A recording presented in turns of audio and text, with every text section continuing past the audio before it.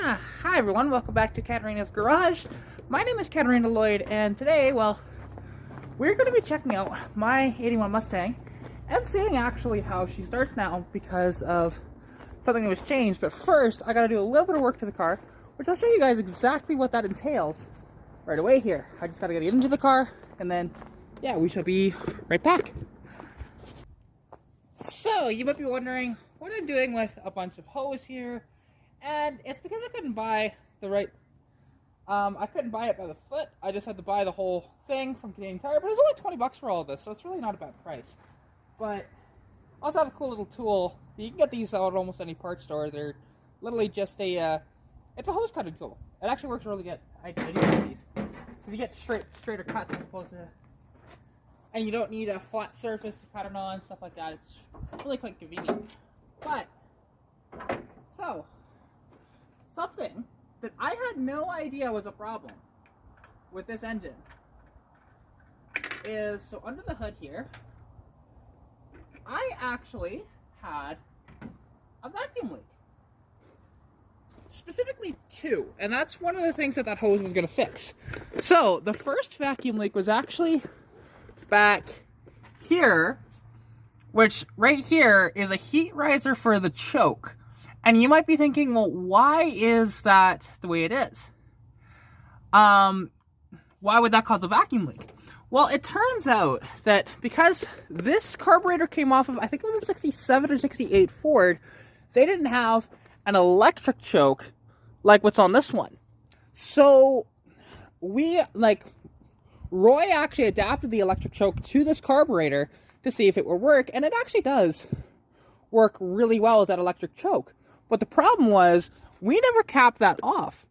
So I would always get an intermittent miss, and I wasn't sure what that was from. And turns out, it was because of that vacuum leak there. And now, the other vacuum leak is actually, I'll show you here.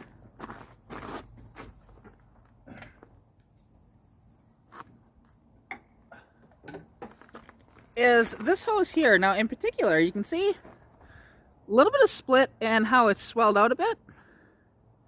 So, this doesn't seal that well. So, actually, my vacuum advance for my distributor, I haven't actually had proper vacuum advance since putting this carb on over a year ago. I had no idea. Because I always thought that this thing should have more top end than it does. And, well, this would explain it. So, basically, all I'm going to do is just lay this out here, and then lay out the hose, which I should need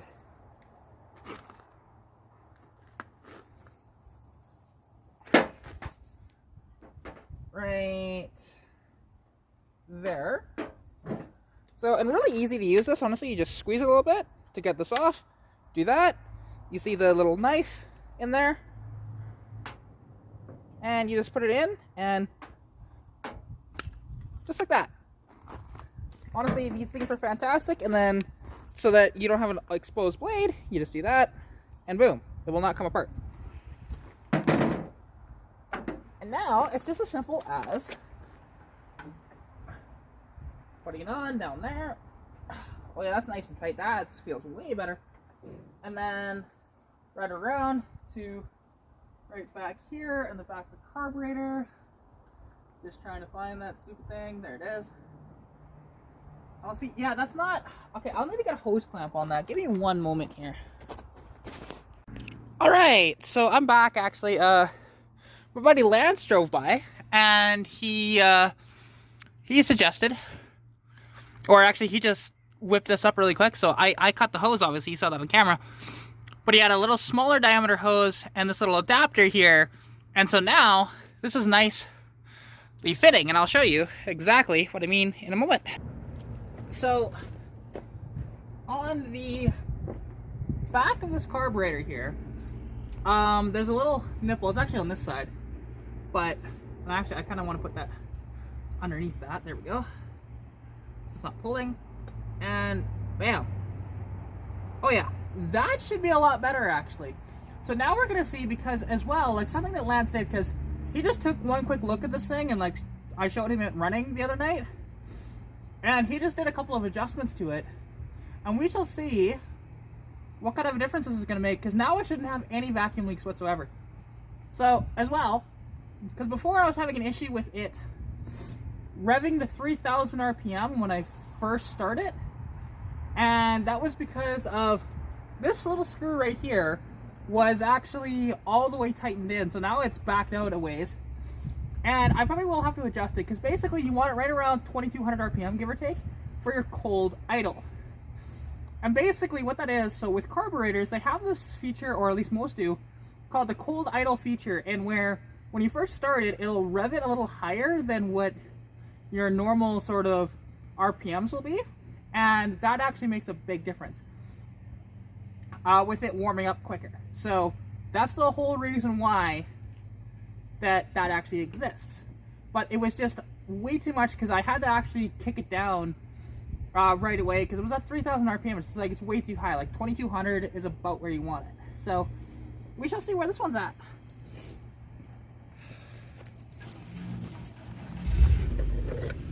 So now you get to see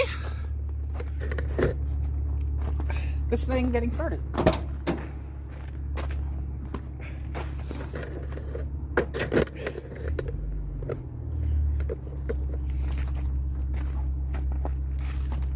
So really quickly, I just go 1, 2, 3, 4, right? Ignition on, make sure it's in neutral, and should just... Okay, so there's no high idle feature right now. And my RPMs are actually about where they should be. So I need to adjust that there. But my RPMs now, because you can see, it's a little cold. But you see the RPMs now? Much closer to where it should be, because it should be right around 650 RPM. So that's pretty good. But I do need to adjust that cold idle a little bit to bring that up. So I just need a screwdriver, which let me see if I can find one really quick. And now it's just as simple as going up to that screw like I mentioned and bringing it in.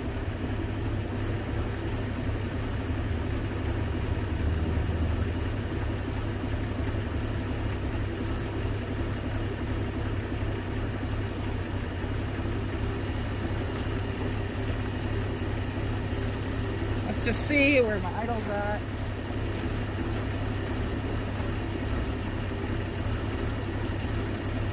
Yeah, okay. It's about okay right there. And I just hope that once this thing is warmed up, then I can take it for a bit of a cruise. Because yeah, I did not have the proper cold idle settings, so. But now there's no vacuum leaks. So this thing should run a hell of a lot better. I mean, you can hear it out back though of how cold it is. And it kind of sounds like it's got a cam, right? Just how choppy it is. But of course, it's cold, so yay! No, that's awesome. I'm excited for this. So yeah, let me warm this thing up and see where she sits. Hi everyone, welcome back to Katarina's Garage. My name is Katarina Lloyd, and well, today I'm going to be showing you guys some things that I actually found wrong with the car, with the help of my neighbor. Actually, he's pointed out a few of these. So basically, like, what's wrong with my 81 Mustang here? So it's all very minor stuff, and like the car still drives just fine, especially after we fixed a couple of things, but it still needs some work. So let me show you what we've done so far, or at least what I've done so far, and what I'm going to be doing with this. So, if we take a look, because I just bought that file actually, but if we take a look here, you'll notice, hey look, that's a brand new line. And if we look at the other side here, the reason why it's a brand new line is because, so the fitting that's right here on the carburetor, on the back of the carburetor for the vacuum advance for the distributor, is actually a smaller fitting than what's on the side of the distributor. So what we ended up doing was, you see on the back there, that little blue thing, that actually, sorry, brain's just not working here. So that is actually an adapter to go from a bigger size to a smaller size, and it works really well, to be honest. But then as well, something else, because that was causing a vacuum leak, so I was not getting full vacuum advance. So basically my base 15 degrees was it. Now I have the full 37 degrees total timing, which it might even be a little too hot for this engine, but I don't really think so, to be honest. I think it's okay. But another area for the vacuum leak, because this carburetor came off of, I think it was either a 66 or a 68. I just never can remember. Galaxy 289. Well, the problem was, so you see right here, right, like where this little nipple is here, this rubber grommet sort of thing. I actually put that on because, so this is a heat riser for the choke, right? And that's what they had back in the 60s. However, instead of, like, you could have a manual, full-on manual choke, or you can have a heat riser like this. But we put the electric choke on like Roy did, so basically that was just leaking out a bunch of vacuum. So now it runs so much better than it did. But you might be thinking, what am I doing with this file? Well, actually, if we take a look right here, so this is attached to, you can see here, attached to the throttle, right? Because that's for the high idle. Now, the problem is that it's not going all the way back.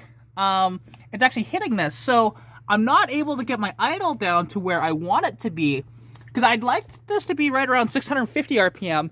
It's currently closer to 1200 RPM idle. So that is something that I'm going to address right now. And also, something that I never noticed, I don't actually have full throttle. So if you see it here, that's actually full throttle right there, right? But when you actually pull the cable back with it, it doesn't actually engage it all the way down like that.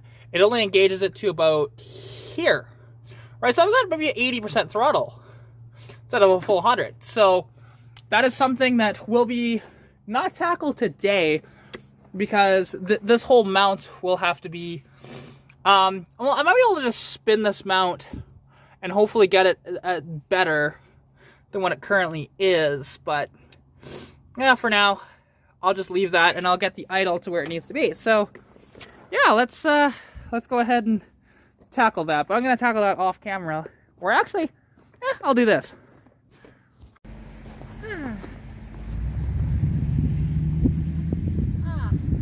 So, I am back here. As you can tell, it is snowing and it is awful out here. But I do want to show what actually happened the other night, and like what was done to this thing, because I did not show that on camera. I did not show any of the work being done because, well, a buddy of mine was trying to help out and he just kept cutting himself really bad and was bleeding all over my engine, to be honest.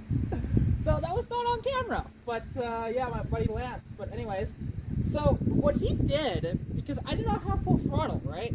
I mentioned that.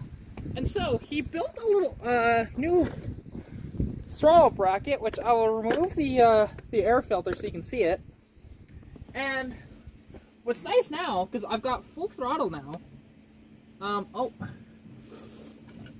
and those are the cutters he was asking for. So there we go. I was trying to figure out where were they. Luckily, I popped the hood and took a look, because otherwise I could have wreaked a bunch of havoc underneath of my hood, cutting belts and stuff.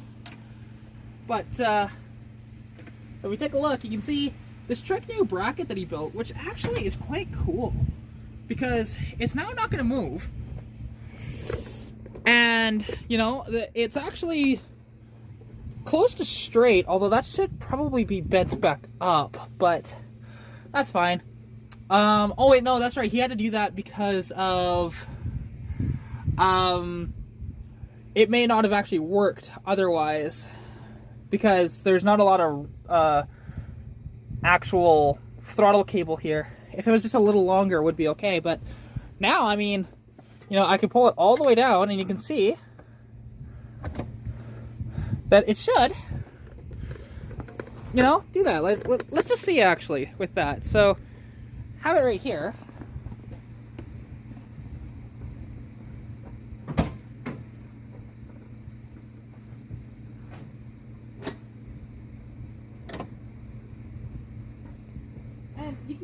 that, like, I should have full throttle there. I wonder, though, if that actually got bent. Because I don't remember it being at that angle, to be honest, when he built it. So I'll have to take a look at it. But, honestly, it's much better now. I still don't have the idle where I need it to because of the cold idle screw situation. It's just not great. So, yeah. But anyways, let me... Because the problem is the adjustment on the back, which I might be able to adjust it. I'm just not doing that right now for obvious reasons, because it's... The one thing is, it's not actually that cold, but touching metal when it's cold is awful. So, I'm not going to really do that, but anyways, let's see how this thing starts. And now, I may have to do a cold idle adjustment because when I adjusted the bracket on that, it might need to be turned up a bit. So, let's find out. Because it should be set right around 2,000 RPM. That's where I like them, especially like in the wintertime when it gets really cold. You want it that high.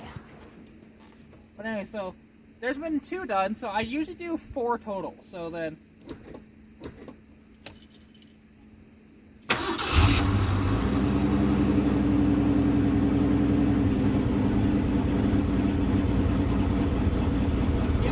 to adjust that cold idle a little bit more because that's not high enough.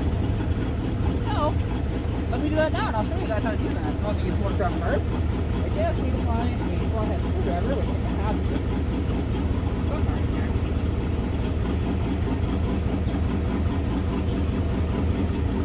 There we go. It's a nice flathead screwdriver.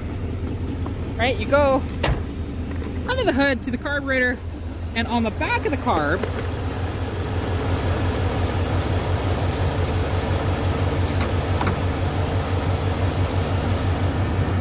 actually, it might be okay. It just needed a minute.